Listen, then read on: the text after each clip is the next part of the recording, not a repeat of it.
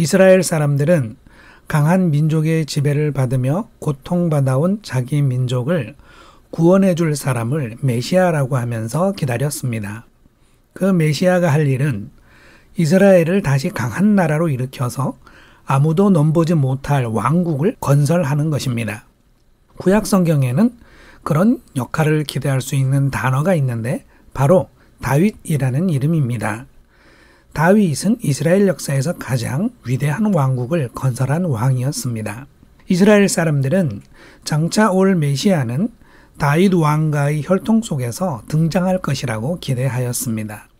예수님이 다윗의 자손이라고 불리우는 장면이 마태복음에만 여러 곳에 등장하는 것은 바로 그 때문입니다.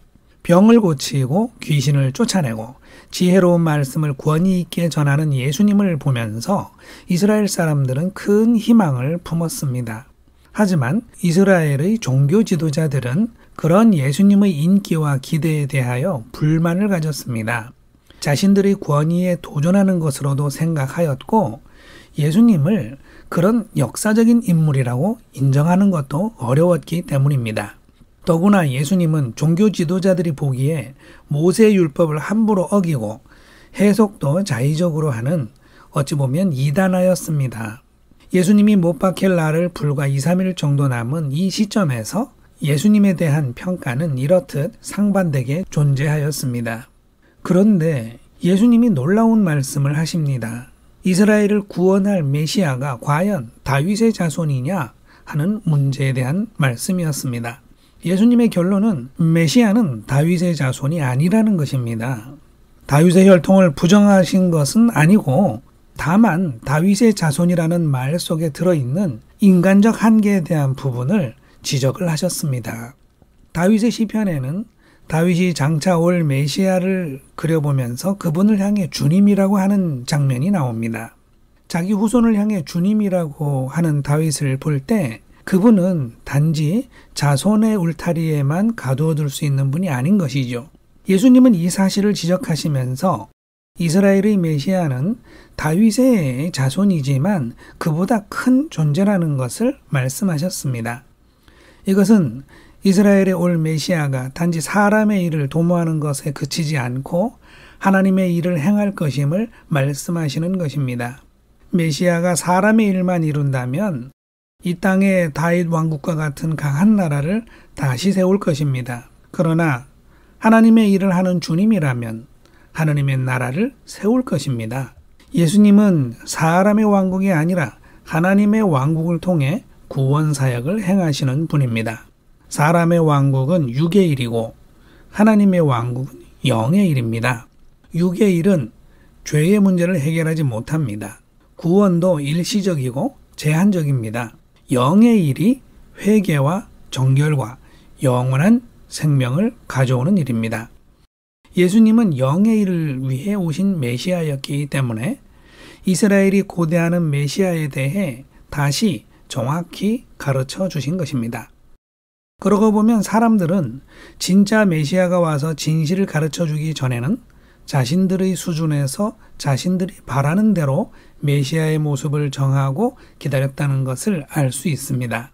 자신들이 가진 소망의 내용이 무엇인지도 모를 만큼 사람은 어리석고 분별이 없는 존재인 것입니다.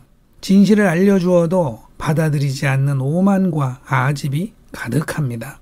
이스라엘은 자신들이 기대해온 메시아의 모습을 예수님께 기대했지만 결국 예수님이 세상 권력에 무기력하게 고난당하게 되었을 때 큰 실망과 분노를 느끼게 됩니다. 성경책에 쓰여진 이 본문을 우리가 오늘 묵상하면 매우 중요한 교훈을 얻게 되는데 그것은 주님의 말씀을 들어야 한다는 권면입니다. 우리가 어떤 과정을 통해 지식을 가질 수 있고 신념을 가질 수 있습니다. 그러나 주님의 말씀이 있으면 그 말씀이 가장 우선시하여 들어야 할 것이라는 것이죠. 우리의 지식은 오류가 많습니다. 우리의 신념은 잘못된 방향일 경우도 많습니다. 그것을 주님의 말씀에 비추어 보고 만일 다른 것이 있다면 우리의 것은 버리고 주님의 것을 따라야 할 것입니다. 그래야 스스로 구원 얻지 못하는 무기력한 우리 자신의 길을 가지 아니하고 주님의 구원을 얻을 수 있는 길을 갈 수 있을 것입니다. 소망하는 메시아를 다시 가르쳐 주신 주님이 오늘 우리에게도 어떤 삶이 제자의 삶인지, 어떤 모습이 교회의 모습인지, 우리가 완성해야 할 성화는 어떤 모습인지 말씀을 하십니다. 성령을 통해 말씀하시고 성경을 통해 말씀하십니다.